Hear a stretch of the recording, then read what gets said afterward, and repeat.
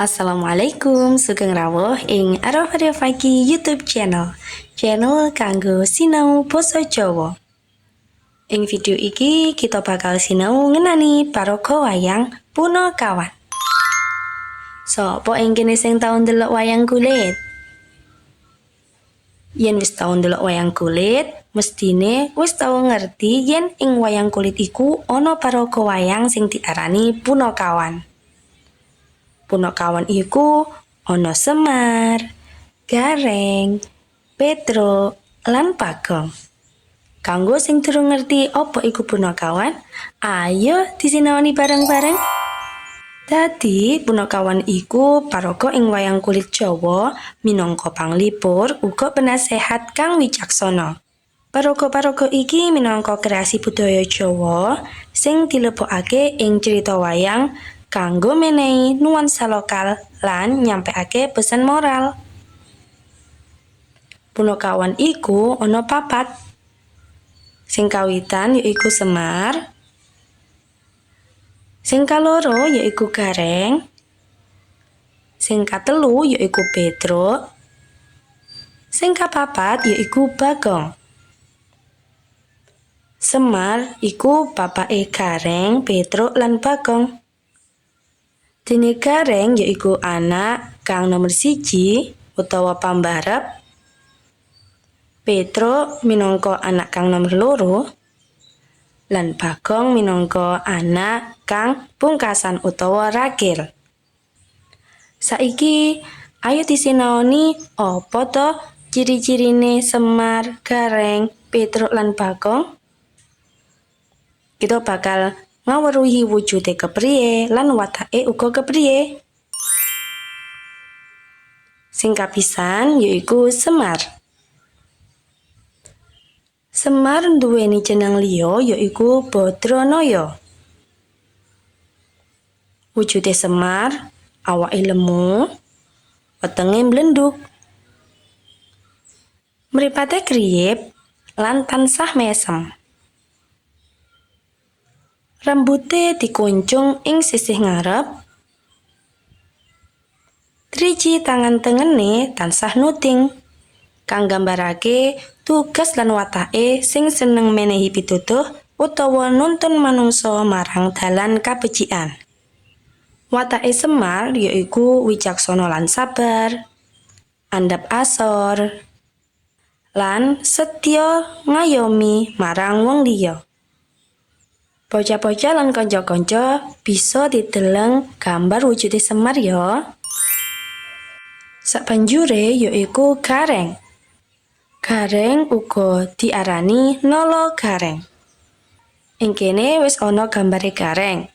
Ayo dideleng bareng-bareng. Dadi wujude Gareng iku mripate kero utawa juling. Tangane kiding utawa cacat. Lan sikile uga pincang. Dadi ora sampurna. Bisa dideleng yen sikile jinjit sing salah sijine. Senajan prawakane Gareng iki ora sampurna, nanging Gareng duweni watak sing apik. Yaiku ati-ati lan waspada. Sikile sing pincang nggambarake sifat sing mesti ati-ati nalika tumindak. Gareng uga jujur. Tangane sing kiding nggambarake ora gelem njupuk hak utawa barange wong liya. Lan Gareng iku lucu nanging grapyak. Senajan fisike kurang sampurna, dheweke seneng nyenengake atine kancane. Saiki ayo dideleng gambar prawakane Petro. Petro uga diarani kantong bolong. Wujude Petro yaiku awake dhuwur lan kuru. Tangane dawa, irunge uga dawa banget lan lincip. Mripate amba lan tansah mesem. Sipate Petro yaiku loman utawa dermawan. Petruk diarani kantong bolong amarga seneng tetulung lan ora eman marang rejeki. Dadi Petruk iki seneng menehi wong liya. Petruk uga luwes lan pinter sesrawungan. Gampang serawung karo sapa wae, saka rakyat biasa nganti para ratu. Lan Petruk iki humoris lan cerdik. Petruk seneng guyon lan duwe pemikiran sing pinter kanggo ngrampungi masalah. Sing pungkasan ing punakawan yaiku Bagong. Bagong iki anak ragile Semar. Wujude Bagong iki awake lemu bunder.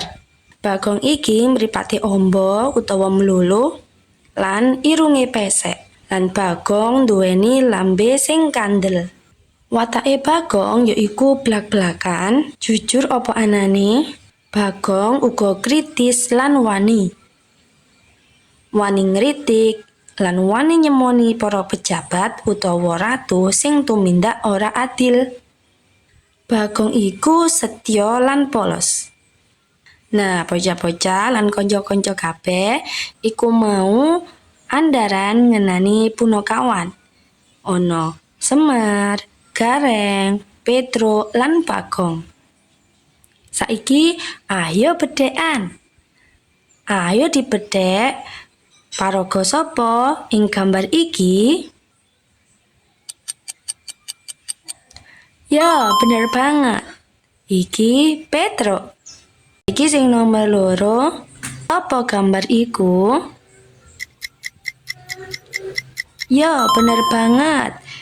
Iku Gareng. Saiki gambar sing nomor 3. Sopo paraga punakawan iki? Yo, bener banget. Iki Bagong. Banjur gambar sing nomor 4. Sopo paraga punakawan iki? Bener banget. Iki Semar. Nah, kanca-kancan bocah-bocah iku mau andaran ngenani punakawan. Muga-muga video iki bisa manfaat kanggo sampeyan kabeh.